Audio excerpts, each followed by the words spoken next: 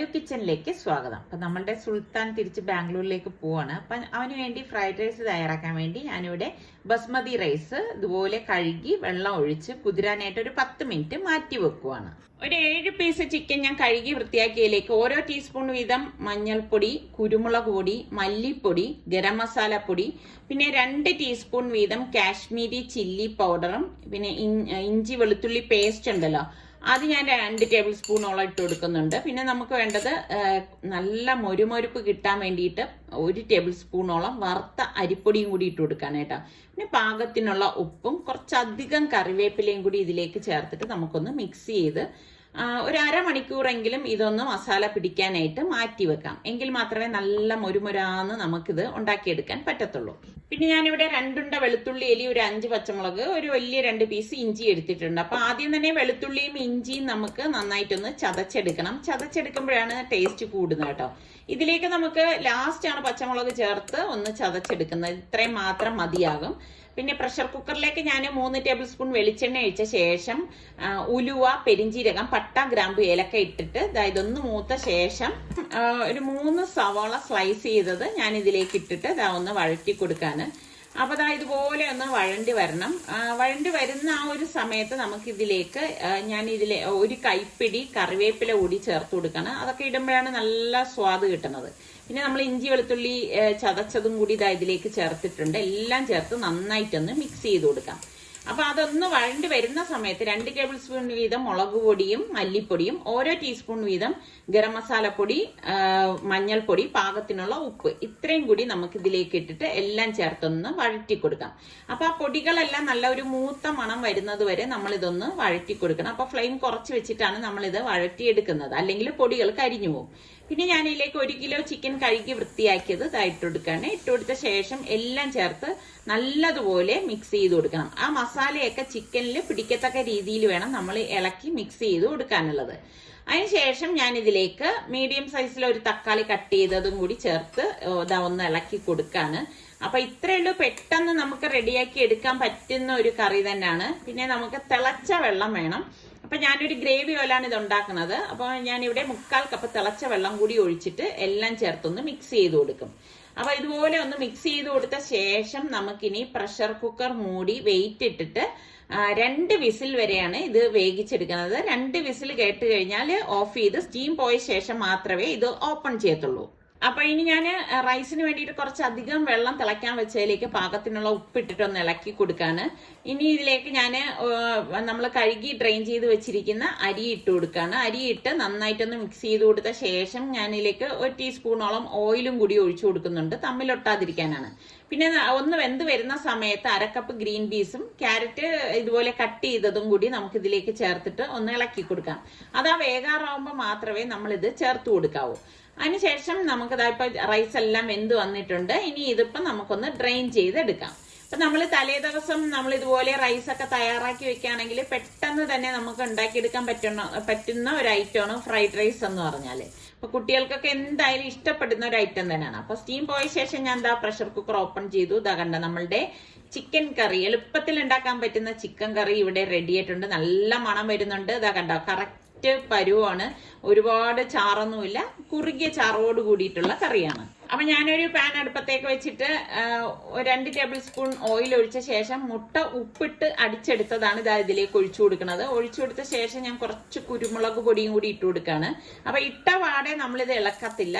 1 മിനിറ്റിന് ശേഷം ഇതുപോലെ ഒന്ന് ഇളക്കിയെടുക്കും. ഇട്ട പാടെ നമ്മൾ ഇളക്കി കഴിഞ്ഞാൽ മുട്ട വല്ലാതെ അങ്ങ് സ്ക്രാമ്പിൾ ആയി പോകും. അപ്പൊ കുറച്ച് പീസ് നമുക്ക് കടിക്കാനായിട്ട് കിട്ടണം. അതുകൊണ്ടാണ് നമ്മൾ 1 മിനിറ്റിന് ശേഷം ഇതുപോലെ ഒന്ന് ഇളക്കി കൊടുക്കുന്നത്. അപ്പൊ കുറച്ച് വലിയ പീസായിട്ട് നമുക്ക് കിട്ടും. അപ്പൊ അത് മാറ്റിയ ശേഷം അതേ പാനിൽ തന്നെ ഞാൻ വീണ്ടും 2 ടേബിൾ സ്പൂൺ ഓയിൽ ഒഴിച്ചു.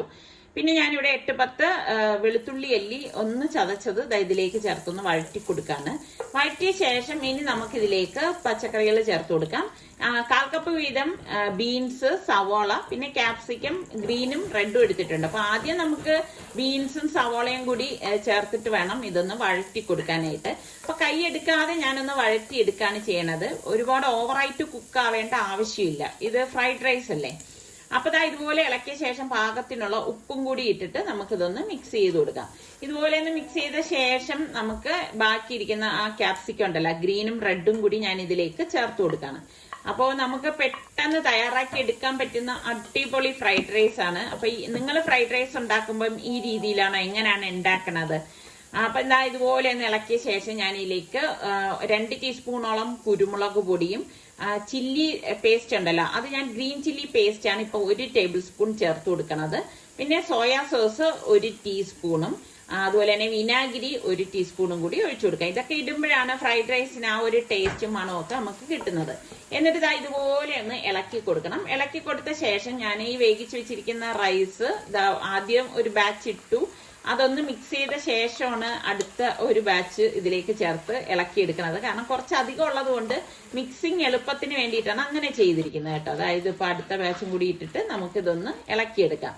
അപ്പൊ ഇളക്കുന്നതിനേക്കാളും എന്തുകൊണ്ട് നല്ലതെന്ന് വെച്ചാൽ ഒന്ന് തട്ടി കുടഞ്ഞ് എടുക്കുക എന്നുള്ളതാണ്. അപ്പൊ ഇതിപ്പോ അധികം ആയതുകൊണ്ട് ജസ്റ്റ് ഒന്ന് ആദ്യം ഞാൻ ഇളക്കിയുള്ളൂ. ഇതുപോലെ ഒന്ന് തട്ടിക്കുടഞ്ഞ് എടുക്കണം.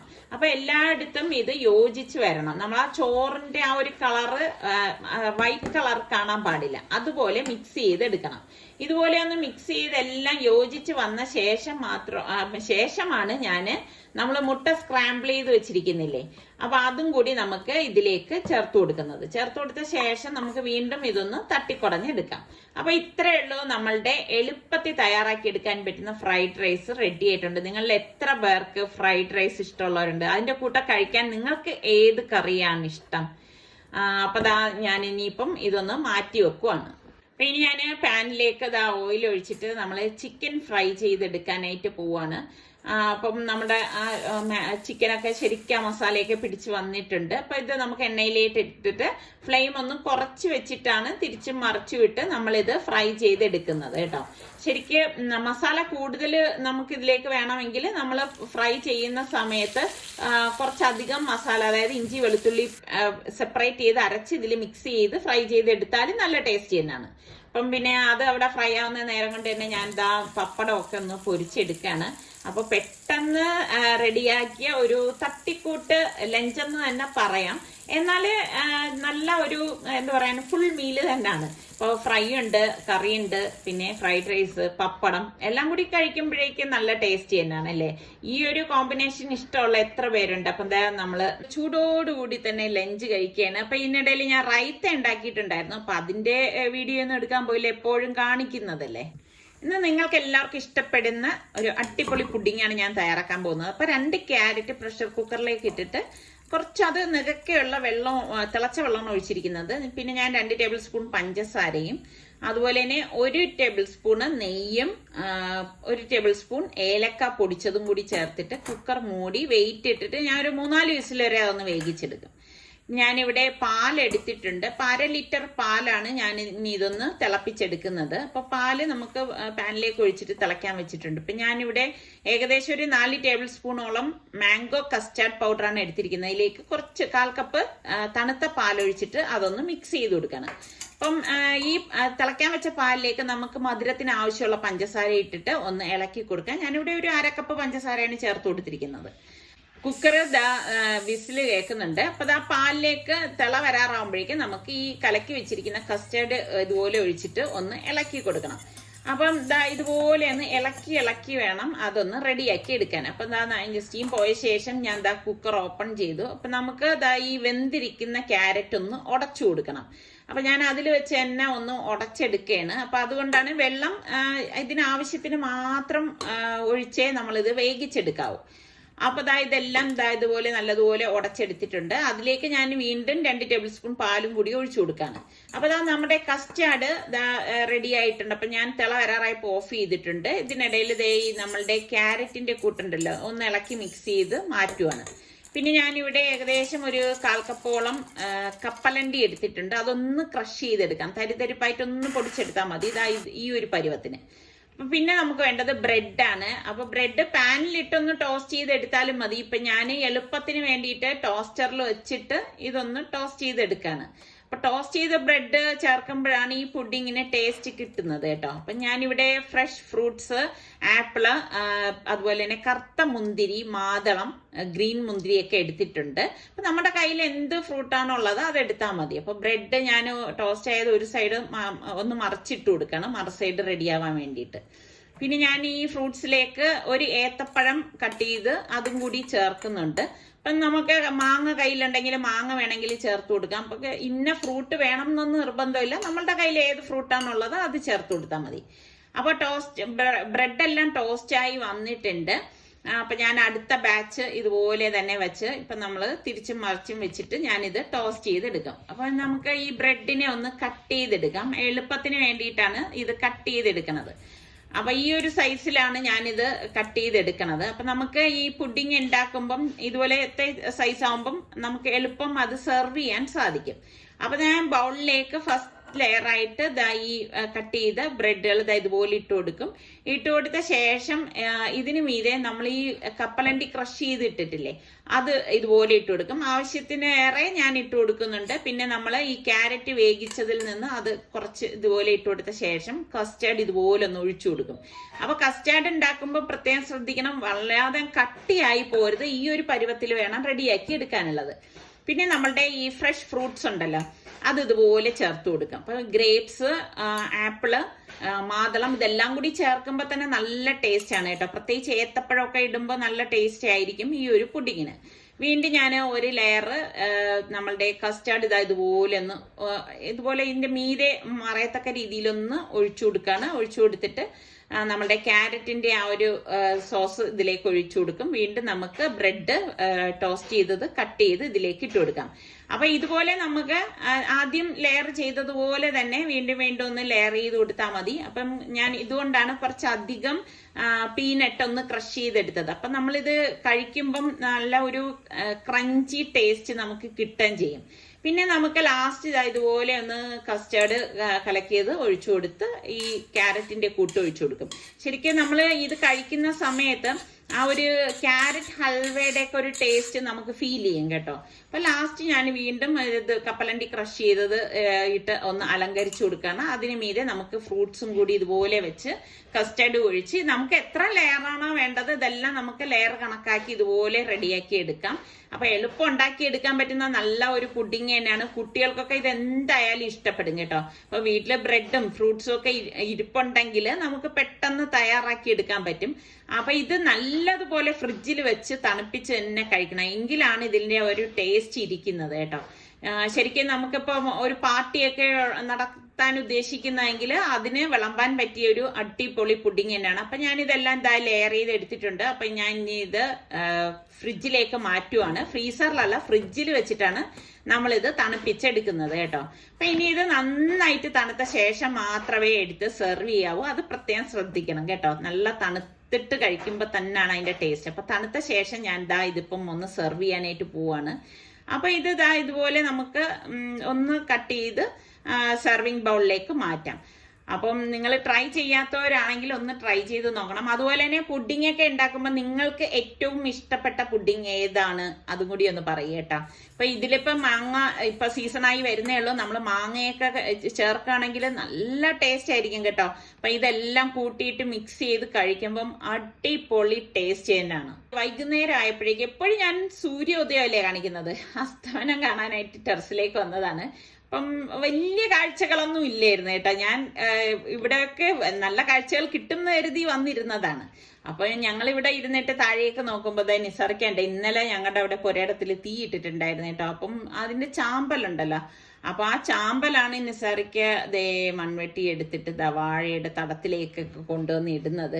അപ്പൊ ഞാൻ ഇവിടെ ഇരുന്നുകൊണ്ട് വിളിക്കുന്നുണ്ട് മുകളിലേക്ക് കയറി, ഇവിടെ ഞങ്ങൾ എല്ലാവരും ഉണ്ടെന്ന്. അപ്പൊ നിസാറിക്ക് പറഞ്ഞ് വരുന്നില്ല എന്ന് പറഞ്ഞിട്ട് ഇപ്പൊ വാഴകളെ പരിപാലിപ്പിച്ചുകൊണ്ടിരിക്കുകയാണ്. അപ്പം ഞങ്ങളിങ്ങനെയാണ് വൈകുന്നേരമൊക്കെ നല്ല ക്ലൈമറ്റ് ഒക്കെ ആണെങ്കിൽ ഇതുപോലെ ടെറസിലൊക്കെ വന്നിരിക്കും. നല്ല രസമല്ലേ ഇങ്ങനെ ഇവിടെ ഇരുന്ന്. നല്ല ആ സമയത്തൊക്കെ ആകുമ്പോൾ നല്ല കാറ്റും നല്ല ഇപ്പോഴത്തെ ഒരു കാലാവസ്ഥ ആണെങ്കിൽ നല്ലൊരു കാലാവസ്ഥയാണ് കേട്ടോ. അധികം ചൂടോ അങ്ങനെ ഒന്നുമില്ല. അപ്പം ഈ ഒരു ക്ലൈമറ്റിലൊക്കെ ഇങ്ങനെ വന്നിരുന്ന കാഴ്ചകൾ കാണാനും നല്ല രസമാണ്. അപ്പൊ നിസാറിക്ക് എൻജോയ് ചെയ്യുന്നത് അതിലായിരിക്കും. നമ്മൾ എന്താണോ ഇഷ്ടപ്പെടുന്നത് അതിൽ ആസ്വാദനം കണ്ടെത്തുക. അത് ശരിയല്ലേ? ഈ വർഷം കിട്ടിയ നമ്മളുടെ ആദ്യത്തെ ചക്കയാണ് അനിയത്തി കൊണ്ടുവന്ന് തന്നതാണ് കേട്ടോ. 2 ചക്ക കൊണ്ടുവന്നു. അപ്പൊ ആദ്യത്തേത് നിസാറിക്ക് കട്ട് ചെയ്തു. കാണാൻ നല്ല സുന്ദരി ചുളകൾ കേട്ടോ. അപ്പൊ ദാ വളരെ കുറച്ച് ചുളകൾ മാത്രമേ ആ ചക്കയിൽ ഉണ്ടായിരുന്നുള്ളൂ. അപ്പം നിസാറിക്കാണെങ്കിൽ ചക്ക കട്ട് ചെയ്യാൻ ഭയങ്കര ഇൻട്രസ്റ്റ് ഉള്ള ആളാണ്. രണ്ടാമത്തെ ചക്കയും കട്ട് ചെയ്യണം. അപ്പൊ ആദ്യത്തെ ചക്കയിൽ നിന്ന് അത്ര മാത്രമേ കിട്ടിയിട്ടുള്ളൂ കേട്ടോ. അപ്പൊ വളരെ പ്രതീക്ഷയോടുകൂടി നിസാറിക്കത അടുത്ത ചക്കയും കട്ട് ചെയ്യാണ്.